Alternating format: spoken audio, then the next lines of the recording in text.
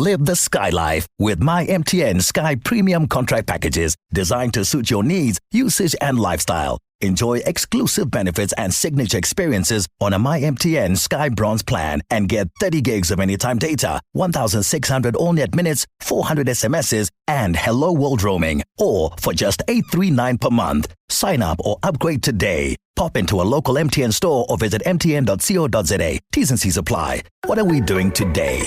MTN. Sharon Knowles is the co-founder at the Da Vinci Foundation. It assists in the cybersecurity readiness and response of public and private sector entities, including schools, through education. Welcome, Sharon. It's good to have you. I'm trying to wrap my head around what you do. And I'm suspecting there's a difference between cybersecurity and cyber safety. Good morning, Karen. Good morning to your listeners. Yes, there is a bit of a difference. So cybersecurity is protecting business and organization against cybercrime, and cyber safety sort of falls into that, but it's education. It's around the educating of staff and staff members about keeping that organization safe. So our conversation today, will it be about both security and safety? We'll look more at security and how you could protect your business, especially in these times of load shedding. So we know about malware and phishing because we've been on that kind of mission. Do you think we are opening ourselves to more abuse at the hands of unscrupulous players because of load shedding? Definitely. How is that happening and why? So because of load shedding, what is happening is there's extra pressure on businesses to ensure that their systems, their computer systems and their networks are running correctly. With load shedding, the data loss, the system crashes, and also other problems. So it makes it more difficult for business to maintain their cybersecurity protocols, as IT staff may not be able to access their system during their outages, and also their backup systems, depending on what system they put into place, can also be more vulnerable to a cyber attack because it creates the increased dependence on backup power systems creates new vulnerabilities, and these systems may not have the same level of security protection as the primary system. And I guess, and I would hope that businesses have given due consideration to the kind of threats that exist on that particular front. For those businesses that have just kind of trudged along, what would you recommend they do as a matter of urgency? Well, I think the most important thing is to make sure that they have some sort of backup power in place, and then to back up their data regularly. Yeah. And, to use a system, we call it the 3-2-1. So, when you back up, you don't back up to the same server. And yes, some businesses do that, but back up to 3 different areas. Because if your power goes down in the middle of a backup, let's say today's backup, you could lose all your data. You could then revert back to yesterday's backup. And if you have an offline backup, it's quite easy to then reinstate all your systems and help you recover in the event of a system crash or a power failure. I'm chatting with Sharon Knowles, CEO at Da Vinci Forensics. I imagine load shedding and given lockdown, the kind of mobility that we have now in our work environment, a lot of people working well, kind of having a hybrid working environment at home sometimes, at the office sometimes, using your cell phone or your home network to access your work network brings a whole lot of more threats to the table as well. Definitely. So, when COVID hit South Africa, a lot of organizations, weren't, their employees, some of them did work from home, but not the majority. And business had to scramble to make sure that they put in the appropriate cybersecurity protocols for these hybrid employees. And with load shedding now, a lot of employees are looking, to seek power from a multitude of sources. So they're going to malls, they're going to coffee shops, they're alternating between their phones, their tablets, their laptops. And a lot of these Wi-Fi hotspots are unsecured hotspots. Yes. So it increases that threat. And it increases the threat to the business network as well, because they got an access point that is vulnerable. Is that what you're saying? Yes. Okay.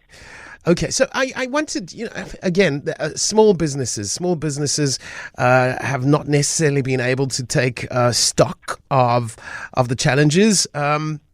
They are also more inclined to use their mobile, their phone for online kind of business needs. Just talk to us about those threats there. You say it is through work at the coffee shop and work from home kind of things that these threats can become real. Definitely.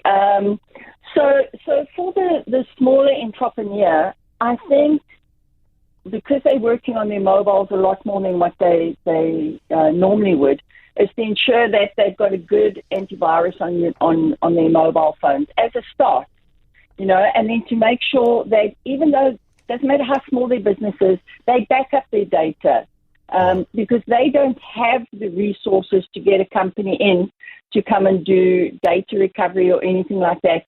And you can just imagine if you're a small entrepreneur and you've got, maybe 20, 30 customers and you lose all that data, it will take you time to get everything back up again.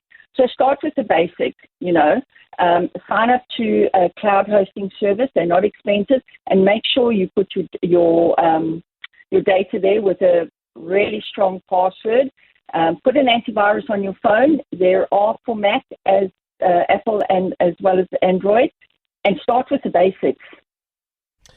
And then the email has played a big role in recent examples of cybercrime. Tell us the extent to which you need to kind of protect yourself on that front. So phishing and what we call a man-in-the-middle attack has increased tenfold, especially here in South Africa, where, the phishing mail, we're all quite aware, don't click on the link, look who it comes from and that type of thing. But cyber criminals have become more sophisticated in the way that they send out these mails and the way that they get onto your systems and that. And what has happened is that what we call a man-in-the-middle attack is they are now sort of intercepting mails between business and clients and business and vendors.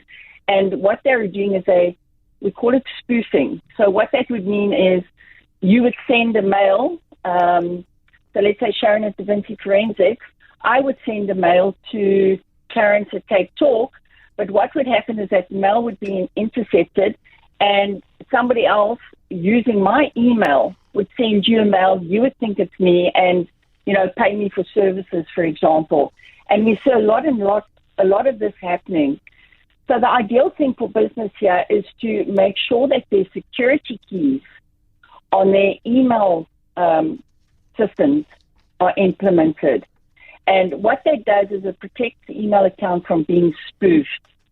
And the amount of businesses that are phoning in and saying, oh my goodness, the vendor paid somebody else and hasn't paid me, is because that they don't have these security keys on their email servers.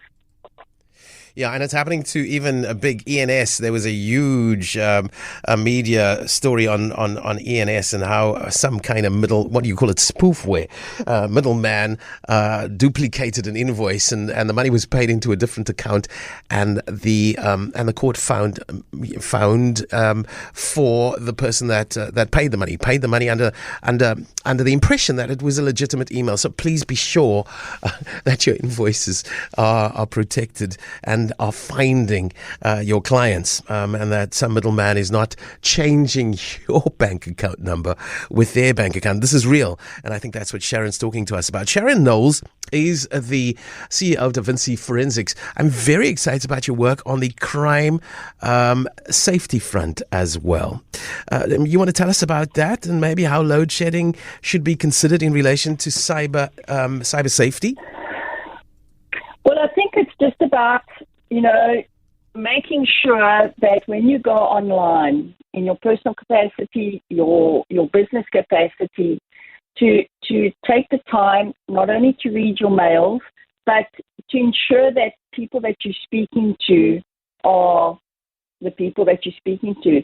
You know, sometimes it's a vanity sort of metric on social media that you have all these people engaging with you and you allow them into your circle. And that's where cybercrime comes in, because either they replicate your profile or they manage to start talking to you. You know, we had a movie a couple of months ago, The Tinder Swindler, that type of thing. Those things are real in South Africa. And cybercrime is growing. And if you look at the figures and the percentages that it is growing, it's very concerning here in South Africa. And I think if anybody takes anything from today, it's to get yourself onto a cybersecurity training, as basic as it is. There are entry level where it just makes you aware of what to look out for. Businesses, make sure your staff are trained. Give them the tools to protect themselves and your business. Sharon Knowles, CEO of DaVinci Forensics, I get the sense that you have all these solutions to the kind of challenges that businesses could be confronting at this time. Is that correct? Yes, that is correct. Where can people who need your services find you?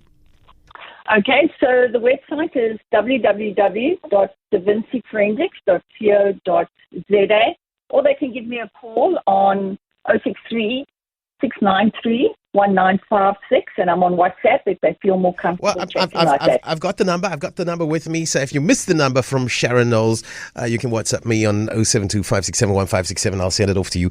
Otherwise, you want to check out davinciforensic.co.za. Sharon Knowles, thank you for bringing us up to speed on related matters. It's appreciated.